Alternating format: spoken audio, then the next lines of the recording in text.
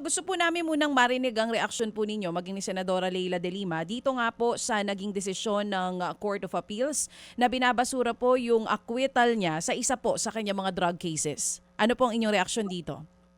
Well, gusto ko lang sabihin na binasa na namin ang desisyon kahit na hindi pa namin opisyal na natatanggap, nakuha lang namin sa website ng Court of Appeals at gusto ko lang linawin na hindi binasura ang acquittal ni Laila de Lima.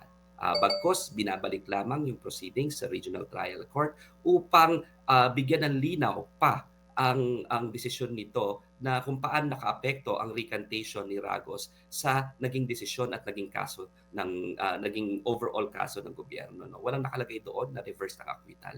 Walang nakalagay doon na mali ang acquittal. Bagkus pinapakumpleto lang yung desisyon ng Regional Trial Court. Ngayon, hindi kami naniniwala na tama yung Court of Appeals na kailangan pang kumpletuhin yung desisyon ng Regional Trial Court dahilan sa, para sa amin, malinaw na ang desisyon at walang grave abuse of discretion. Kasi pag sinabi mong grave abuse of discretion, mataas na standard yan na grabe ang ginawa ng isang korte kaya magkaroon ng grave abuse of discretion na nawalan siya ng jurisdiction. In this case, sinabi ng Regional Trial Court na may recantation, criminal case ito, at ang quantum of proof ay proof beyond reasonable doubt. At natural, kung merong recantation ng star witness ng gobyerno, syempre, meron ng reasonable doubt ang kaso. So naniniwala talaga kami na ito ay tinatawag natin sa pag-aaral ng batas na reversible or error on the part of the Court of Appeals. Kaya naman kami ay mag-motion for reconsideration.